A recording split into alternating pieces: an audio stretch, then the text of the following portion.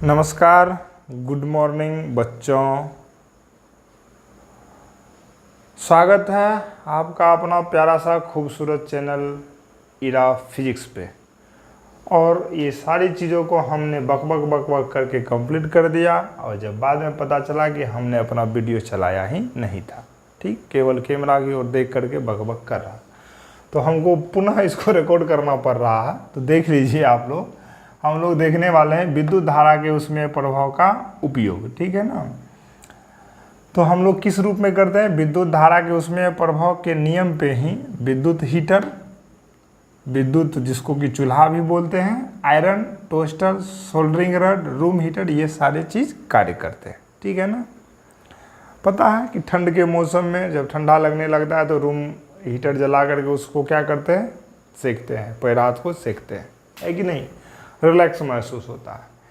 कपड़ा में को आयरन करते हैं, जब कहीं ब्याह शादी में जाना होता है तो क्रीज पूरा एकदम लगा करके क्या करते हैं? आयरन करते हैं।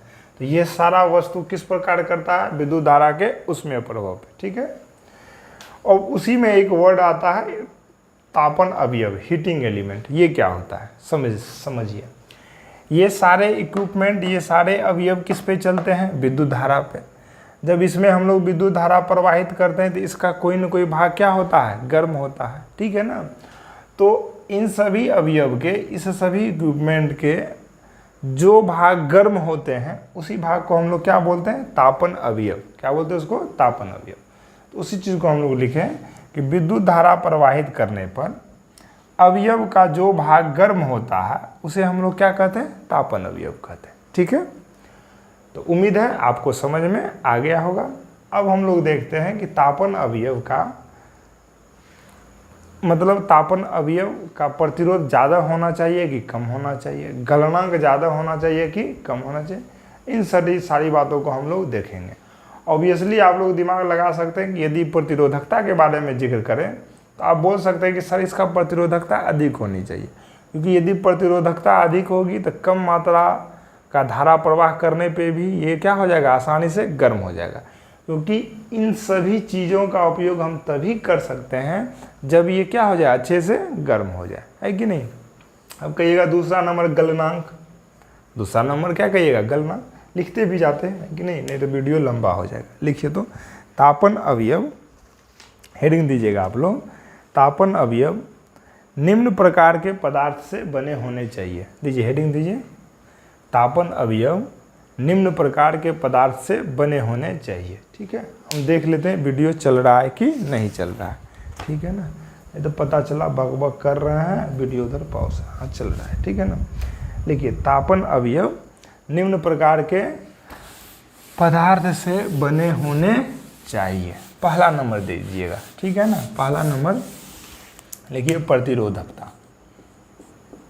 लिखिए प्रतिरोधकता। ठीक है ना। देखिए, तापन अवयव का प्रतिरोधकता या प्रतिरोध, देखिए तापन अवयव का, तापन अवयव उच्च प्रतिरोधकता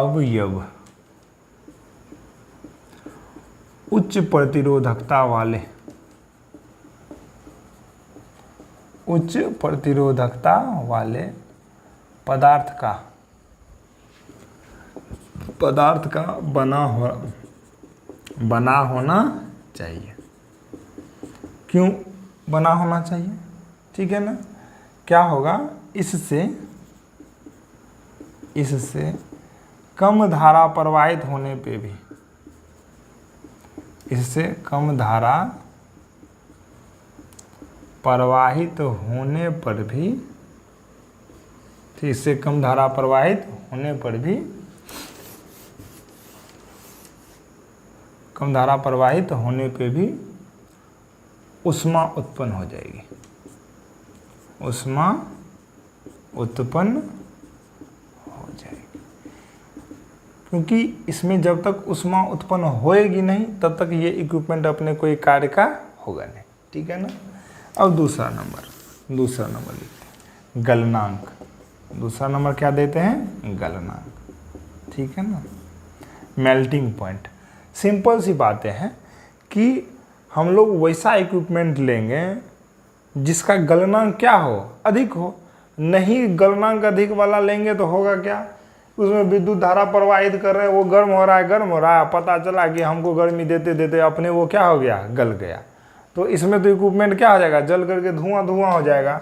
तो सिंपल सी बातें हैं कि उसका गलनांक क्या होना चाहिए, उच्च होना चाहिए, है कि नहीं। लिखते हैं यहाँ पे गलनांक उच्च होनी चाहिए, उच्च होनी चाहिए, ठीक है ना। नहीं तो क्या होगा, अधिक मात्रा में ऊष्मा होने पर वो इक्विपमेंट, वो वस्तु ही क्या हो जाएगा, जल जाएगा, वो अवयव ही जल जाएगा, ठीक है ना। तो इन सारे मतलब इस प्रकार के पदार्थ से वो क्या होनी चाहिए, बनी होनी चाहिए, ठीक है ना। चलो अब हम लोग देखते हैं अगला एक क्वेश्चन लेकर ही हम लोग देखते हैं कि तापन अवयव किस मिश्र धातु का बना होता है। क्वेश्चन दे करके लिखते जाते हैं और उसी से टॉपिक को हल्का करके कंप्लीट करते हैं। लिखिए तापन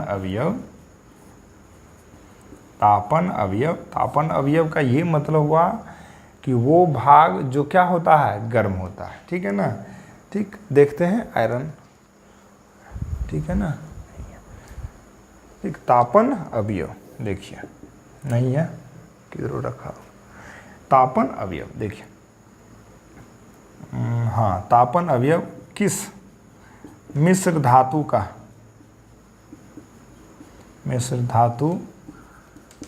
बना होता है। तापन अवयव किस मिश्र धातु का बना होता है, ठीक है बच्चों। देखते हैं वीडियो के अंत में ना हम कोशिश करेंगे वो आपको तापन अवयव दिखाने का, है कि नहीं। तापन अवयव किस मिश्र धातु का बना होता है, तो उत्तर में लिखिएगा। ये क्वेश्चन बहुत बार पूछा जाता है, नाइक्रोम का किसका बना होता है, नाइक्रोम का, ठीक है ना। नाइक्रोम का बना होता है। तो यह नाइक्रोम का ही क्यों बनाया जाता है, ठीक है ना। नाइक्रोम का जो होता है ना, प्रतिरोधकता तथा गलनांक दोनों उच्च होता है। प्रतिरोधकता तथा गलनांक दोनों क्या होता है, उच्च होता है, दोनों उच्च होता है, ठीक है, कोई दिक्कत नहीं। अब ये नाइक्रोम तो मिश्र धातु का है, इसको क्या बोलते हैं हम लोग, मिश्र धातु। तो मिश्र धातु का मतलब है, तो हम क्या बोल रहे थे कि नाइक्रोम किसका बना होता है, मिश्र धातु का। मिश्र धातु का मतलब होता है कि उसमें एक से अधिक क्या हो, धातु हो। तो उसमें क्या क्या सब चीज़ मिला होता है, निकेल का कितना प्रतिशत, 60%। अगला क्या होता है, क्रोमियम, ठीक है, क्रोमियम कितना प्रतिशत, 12%। उसके बाद होता है मैग्नीज, कितना प्रतिशत, 2%। और उसके बाद क्या होता है, लोहा, उसका मात्रा कितना प्रतिशत, 26%। तो आपसे पूछेगा कि नाइक्रोम मिश्र धातु में सबसे अधिक मात्रा किसकी होती है, तो किसकी होती है, निकेल की होती है। उसका मान कितना होता है, 60% होता है उसमें, ठीक है। तो ये सारे चीज़ ना पूछे जाती है। यदि क्वेश्चन आप लोगों का हार्ड बनाएगा ना, तो इसी को क्या हार्ड क्वेश्चन बोलेंगे, है कि नहीं है, कि नाइक्रोम में वो पूछ देगा निकेल के प्रतिशत मात्रा को, ठीक है ना। तो यदि हम लोग कंसेप्ट से पढ़ेंगे तो कोई क्वेश्चन हार्ड क्या होता है, नहीं होता है। समझ में आ रहा है, उम्मीद है यहाँ तक समझ में आ गया होगा। अब हम लोग देखते हैं विद्युत हीटर, ठीक है। स्क्रीनशॉट लीजिए, तब तक हम लोग बोर्ड इरेज कर रहे हैं। देखिए विद्युत हीटर,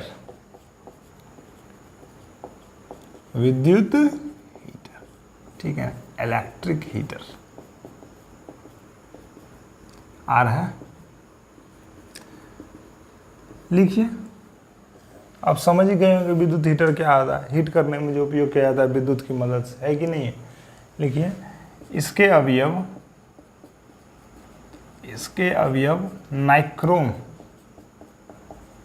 नाइक्रोम के तार के बने होते हैं। इसके अवयव नाइक्रोम के तार के बने होते हैं, ठीक है।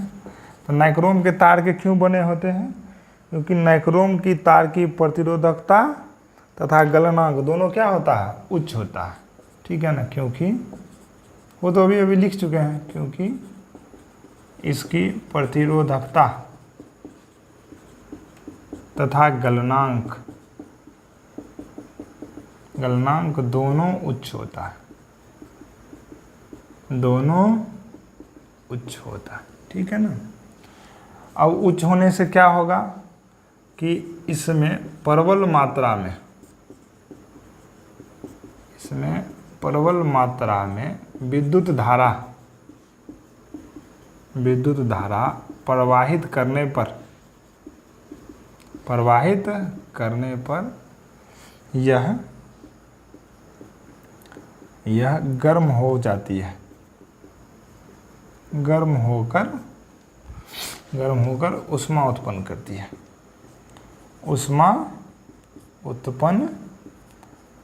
आप लोग ना हैंड राइटिंग पे नहीं जाइएगा, हम जो बोल रहे हैं सुन के लिख लीजिएगा। ये हल्का टॉपिक है, छोटा है, जैसे दे करके।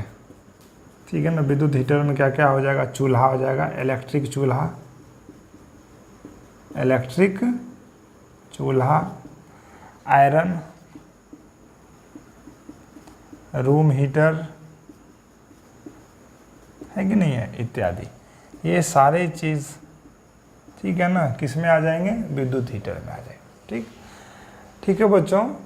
तो अब एक छोटा सा टॉपिक बचा हुआ है, विद्युत बल्ब। ठीक, तो उसको ना हम एक छोटे से 4-5 मिनट के वीडियो में उसको लेकर के आ जाते हैं, क्योंकि वो बहुत इंपॉर्टेंट है और उससे हर एक साल या एक साल छोड़ के अगले साल उससे क्वेश्चन आता ही आता है। तो हम उसको एक छोटे से वीडियो में लेकर के आ जाते हैं, विद्युत बल्ब को। ठीक है बच्चों।